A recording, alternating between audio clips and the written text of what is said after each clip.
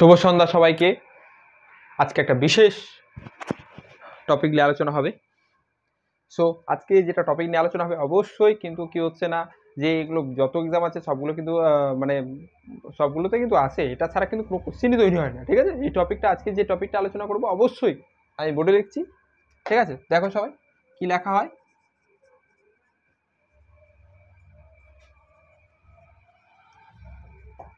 Percentage, বাংলাতে আমরা বলি শতকরা।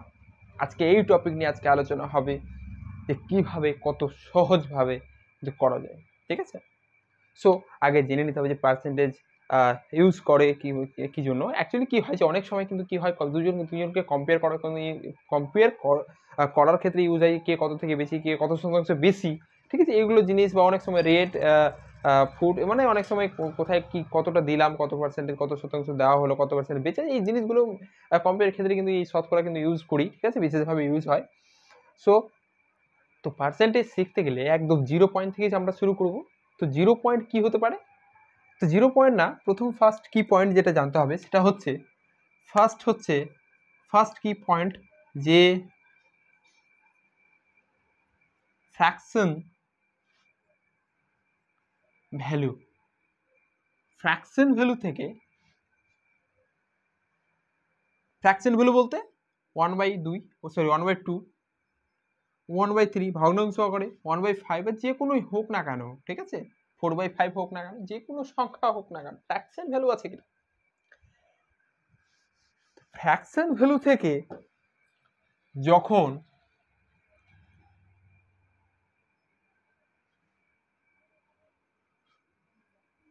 শতকরা করব, অবশ্যই শতকরা করব, তো অবশ্যই কি করব, 100 দিয়ে গুণ করব। ফার্স্ট কি পয়েন্ট। ঠিক আছে, সেকেন্ড কি পয়েন্ট হচ্ছে যখন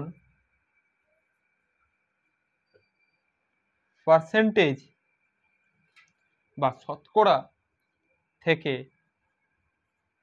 ফ্র্যাকশন বা ভগ্নাংশ, ফ্র্যাকশন ভ্যালু বের করব,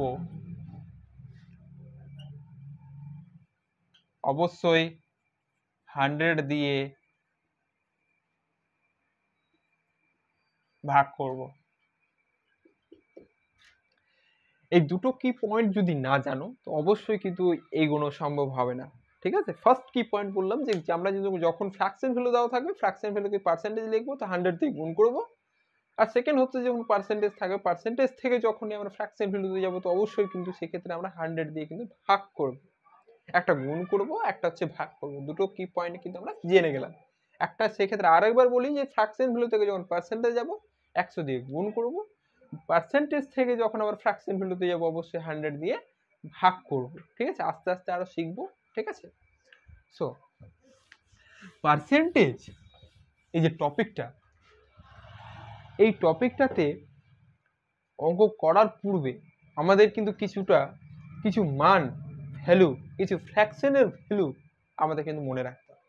তবেই কিন্তু আমরা কিন্তু কি করব, অঙ্কতে এগোতে পারবো বা অঙ্কতে এগোনো সম্ভব। সো কিসের মানে কথা বলছি, আমরা ফ্র্যাকশন ভ্যালুর থেকে পার্সেন্টেজে যাওয়ার যে মানটা, এই মানটাকে মনে রাখতে বলছি। ঠিক আছে, সো তাহলে কি কোন মানটা, আমি ফ্র্যাকশন লিখলাম 1/1, এটা একটা ফ্র্যাকশন, তো ফ্র্যাকশনে ফেলে তো 1/1, নিচে ফ্র্যাকশনে ভগ্নাংশ আকার আছে, এটাও তো একটা আছে। তো আমি কি বললাম, আমি একটা লিখে দিই, এখানে উপরে লিখে দিয়ে আমরা কিসে যাচ্ছি, আমরা একটা ফ্র্যাকশন ভ্যালু থেকে কোথায় যাচ্ছি, আমরা পার্সেন্টেজে যাওয়া হচ্ছে, পার্সেন্টেজে মানটা আমরা বের করছি। ফ্র্যাকশন ভ্যালু থেকে যে মানটা কিন্তু মনে রাখতে হবে অবশ্যই, অঙ্ক শিখতে গেলে পার্সেন্টেজ যে টপিকটা আছে, টপিকটা করতে গেলে অবশ্যই কিন্তু মনে রাখতে হবে। ঠিক আছে, তো ফ্র্যাকশন ভ্যালু থেকে আমি বললাম যে আমি কিন্তু ফার্স্ট কি পয়েন্ট অবশ্যই বলেছি, ফ্র্যাকশন ভ্যালু থেকে পার্সেন্টেজে গেলে 100 দিয়ে গুণ হয়, আমরা অবশ্যই 100 দিয়ে গুণ করব। এটা 1 এর সঙ্গে 100 গুণ করলে সেক্ষেত্রে একটু দূরে লিখি, 100%। 1 বা 1 এ যদি ধরি তাহলে সেক্ষেত্রে 100%। আমরা তারপরে ফ্র্যাকশন ভ্যালু লিখবো 1/2, তাহলে 1/2 ওর সঙ্গে 100 গুণ করব, গুণ করলাম, কাটাকাটি করো, 2 এর সঙ্গে 100 কাটতে গেলে 50 কাটবো, 50 এর সরি 50 এ কাটবে, 50 এর সঙ্গে 1 গুণ করলে 50, তাহলে বলবো এটা কত পার্সেন্টেজ, 50%।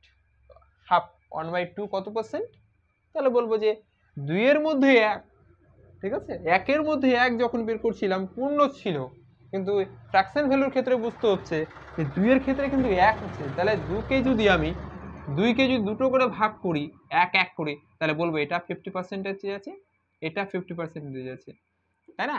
তাহলে ওই জন্য এরকমই বলা হয় যে 2 এর মধ্যে এই যে 2 নিচে লেখা 2, আর 2 এর মধ্যে কত 1, আর পার্সেন্টেজে করার জন্য আমরা কিন্তু কত দিয়ে 100 দিয়ে গুণ করছিলাম, কাটাকাটি করলেই কিন্তু চলে আসছে কত পার্সেন্ট, 50%।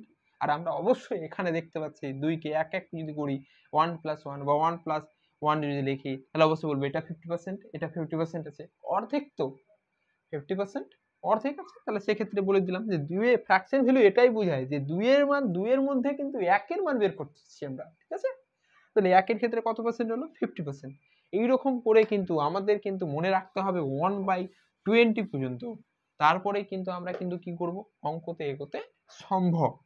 তাহলে 1/3 লিখব, 1/3 লিখলাম, ঠিক আছে, আর গুণিত কি করলাম 100। যদি কাটাকাটি না যায় আমরা কিন্তু পাশেই এরকম করে করে নিতে পারি যে ভাগ করে নেব, 100কে 3 দিয়ে ভাগ করব, ওপরে 100 নিচে 3, আমরা ভাগ করে নেব, 3 দিয়ে নেব 3 3 9, 1 0 আবার নেব 3 3 9, ঠিক আছে, তাহলে 1 চলে আসলো, তাহলে বলবো এটা আমাদের ভাগফল, তাহলে 33 পূর্ণ 1 এর 2 1 এর 3, 33 পূর্ণ কত 1 এর 3, কিন্তু আমাদের চলে আসবে অ্যান্সারটা, ঠিক আছে? যদি কাটাকাটি না যায় এইরকম করেও কিন্তু অ্যান্সারটা নিয়ে আসা যেতে পারে, তবে আমাদের কি করতে হবে না, আমাদের কিন্তু এরকম করেও আসতে গেলে নিয়ে আসতে হবে, তাই না? তাহলে সেক্ষেত্রে বলবো 33:1/3, বা অর আমরা যদি এখানে পয়েন্ট নিতাম, যদি 1 শেষে এসেছিল 1 এর পরে যদি পয়েন্ট দিলাম, আমি এই ক্ষেত্রে প্রত্যেকের ক্ষেত্রে কিন্তু মনে রাখাতে 0.5 রাখতাম, তাহলে সেক্ষেত্রে কি না রেখে আমি অ্যাকচুয়ালি এই পার্সেন্টেজ ভ্যালুটা দরকার, কিন্তু এর থেকে যেটা আমি 33:1/3 পেয়ে গেছি, কিন্তু কি হয় যে অনেক সময় কিন্তু এই মানটা না দিয়ে কিন্তু এটাও দেওয়া হয়, ওই জন্য আমি স্পেশাল ভাবে লিখে দিলাম 33.33%, ওটা মানেও কিন্তু হচ্ছে 33:1/3, ঠিক আছে, সেম। সো তারপরে হচ্ছে 1/4 ইন্টু কি করব 100 করব, কাটাকাটি করো, 2 দিয়ে 2 4, 4কে 2 দিয়ে কাটলে 100কে কাটবে 50 বারে, আবার 2 দিয়ে কাটবে 25 বারে, তাহলে বলবো যে কত পার্সেন্টেজে 1/4 25%। এবার চলে আসি 1/5 এ, 1/5 ইন্টু 100, 5 2 10, 0 একটা, তাহলে কত পার্সেন্ট, 20%, ঠিক আছে। আর আমি কাটাকাটি করছি না, আমি কি করছি অ্যাকচুয়ালি কি করছি, যতটা ভ্যালু আছে 1/20 পর্যন্ত আমি কিন্তু বাকিটা কিন্তু লিখে দিচ্ছি, ঠিক আছে।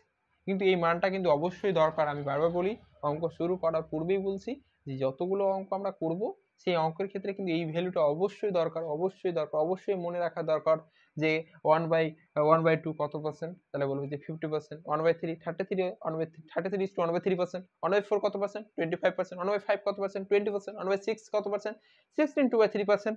এইরকম করে কিন্তু কি হয় আমরা কিন্তু বললেই বলে দিতে পারবো যে সেক্ষেত্রে কত পার্সেন্ট হবে, 16, 1/6 হচ্ছে 16, 2/3%, 1/7 ইন্টু 100 দিয়ে বলতে পারবো যে সেটা কত হবে, সেটা হবে 1/7 মানে 14, 2/7% হয়ে যাবে। 1/8 সমান কত হবে, 1/8 সমান সমান হয়ে যাবে সেক্ষেত্রে হচ্ছে 12, 1/2%, ঠিক আছে। তারপরে আমাদের 1/8 হয়েছে, তারপরে হবে 1/9, 1/9 ইন্টু 100 লিখবো, সেক্ষেত্রে চলে আসবে 11, 1/9 পার্সেন্টেজ, 1/10 ইন্টু 100 করব, অবশ্যই 10%, 1/11 করব, 11 করব, সেক্ষেত্রে বলবো 9:1/11%, 1/12 বলবো, সেক্ষেত্রে বলবো অবশ্যই কত হবে, সেক্ষেত্রে হচ্ছে 8:1/3%, ঠিক আছে। তারপরে চলে আসে এক্ষেত্রে 1/13 বলবো, 13 7 91, তার মানে হচ্ছে 7:9/13%, ঠিক আছে। তারপর 1/14 সমান হবে 1/14 সমান হচ্ছে সেক্ষেত্রে তোমার হয়ে যাবে 6:, কত হচ্ছে বাকিটি কিন্তু আমি কি করছি অ্যাকচুয়ালি লিখিয়ে দিচ্ছি এখানে, ঠিক আছে। সেক্ষেত্রে হচ্ছে পরপর সবগুলো জায়গাতে 7:1/7% আমি বাকিগুলো কিন্তু লিখে দিচ্ছি। 1/15 সমান হচ্ছে 100, সরি, সেক্ষেত্রে হয়ে যাচ্ছে তোমার 6:2/3%। 1/16 আমি এখানে উপরে লিখে দিই এটা সাইডে করে যে 1/16, 1/17, 1/18, 1/19 আর 1/20। 20 হয়ে যাচ্ছে 20 20 পাচ্ছে 100, 5%। 6:1/4%। 1/17 হয়ে যাচ্ছে সেক্ষেত্রে 5:15/17%। হ্যাঁ, 1/18 সমান হচ্ছে 5:5/9%। আর 1/19 সমান হচ্ছে 5:5/19%। অবশ্যই কিন্তু কি হচ্ছে এই মানটি কিন্তু মনে রাখতে হবে। আমি আরেকবার বলে দিচ্ছি, এই মানটা হচ্ছে 1% থেকে 1 থেকে শুরু করে 1/20, 1/1 থেকে শুরু করে যাকে বলছি 1/20 পর্যন্ত এই ফ্র্যাকশন ভ্যালু অবশ্যই মনে রাখতে হবে। তারপরে কিন্তু কি করব আমরা কিন্তু এগোতে পারবো বাকি অঙ্কগুলোতে। তাহলে আমি একবার রিপিট করে দিই অঙ্কটাতে কি মানটা লিখলাম, ঠিক আছে। মানগুলো একবার বলে দিই। সেক্ষেত্রে হচ্ছে বলছিলাম 1/1 বলছিলাম 100 দিয়ে গুণ করলাম। আমি বলছিলাম যে ফ্র্যাকশন ভ্যালু থেকে আমরা যখন পার্সেন্টেজে যাব অবশ্যই কিন্তু 100 দিয়ে গুণ করব। আর যখন ফ্র্যাকশন ভ্যালু পার্সেন্টেজ থেকে যখন এই ফ্র্যাকশন ভ্যালুতে আসবো অবশ্যই কিন্তু কত করব 100 দিয়ে কিন্তু ভাগ করব। ঠিক আছে। ওটাও আমরা বের করব কিভাবে পার্সেন্টেজ থেকে ফ্র্যাকশনে আসি। হ্যাঁ, তাহলে ওটাও আমরা বের করে দেখব পরে। কিন্তু আজকে যেটা হচ্ছে যে চার্টটা মনে রাখা দরকার, সেই মনে রাখাটা হচ্ছে যে 100% 1 into 1 পূর্ণ একবারে পুরোপুরিভাবে পূর্ণ একের মধ্যে একের গল্প হচ্ছে, তাহলে সেক্ষেত্রে 100 কত 100 দিয়ে গুণ করলাম সেটা বলবো এটা পুরোপুরি পূর্ণ আছে তো, না? একের মধ্যে একেরই গল্প হচ্ছে। আমরা বলছিলাম 2 এর মধ্যে একের গল্প কত, 3 এর মধ্যে একের শতাংশ কত বের করো, 4 এর মধ্যে একের কত পরিমাণ আছে বের করো, 5 এর মধ্যে কত, এগুলো পরিমাণে তো বের করছি। 20 এর মধ্যে একের কত শতাংশ তাহলে বের করছি না 5% আসছিল। তাহলে একের মধ্যে পুরোপুরি পূর্ণ আছে, পুরোপুরি পূর্ণ থাকার কারণে এটা পুরোপুরি তো পূর্ণ হবে 100%। সো সেকেন্ড হচ্ছে 1/2, 1/2 কত পার্সেন্ট 50%, 1/3 33, 1/3%, 1/4 25%, 1/6 সরি 1/4 হচ্ছে 25%, 1/5 হচ্ছে 20%, 1/6 16 2/3%, 1/17 হচ্ছে সেক্ষেত্রে 1/7 হচ্ছে 14 2/7%, 1/8 হচ্ছে 12 1/2%, 1/9 হচ্ছে 11 1/9%, 1/10 হচ্ছে 10%, 1/11 হচ্ছে 9:1/11%, 1/12 হচ্ছে 8:1/3%, 1/13 সমান 7:9/13%, 1/14 সমান হচ্ছে 7:1/7%, 1/15 সমান হচ্ছে 6:2/3%, 1/16 হচ্ছে 6:1/4%, 1/17 সমান হচ্ছে সেক্ষেত্রে 5:15/70%, 1/18 সমান হচ্ছে 5:5/9%, 1/19 সমান হচ্ছে 5:5/9%, আর হচ্ছে 1/20 সমান হচ্ছে 5%। যে চার্টটা মনে রাখা দরকার, এই চার্টের পরে কিন্তু কি হয় বাকি অঙ্কগুলোতে এগোনো সম্ভব। এই মানটা অবশ্যই কিন্তু মনে রাখতে হবে এবং কি হচ্ছে চার্ট আকারে লিখতেই হবে, লিখে রাখতে হবে এবং কি হচ্ছে লিখে নিয়ে নিজের মতন করে রিপিট করে করে বাকিগুলো কিন্তু মানগুলো মুখস্থ করে নিতে হবে। যাই হোক, তাহলে সেক্ষেত্রে হচ্ছে এই মানগুলো কি কিন্তু ঠটস্থ মটস্থ যাকে বলে যাকে কিন্তু এরকম ভাবে কিন্তু করে নিতে হবে, ঠিক আছে, যাতে মানগুলো মনে থাকে। সো তারপরে হচ্ছে যে ঠিক আছে আজকে এইটুকু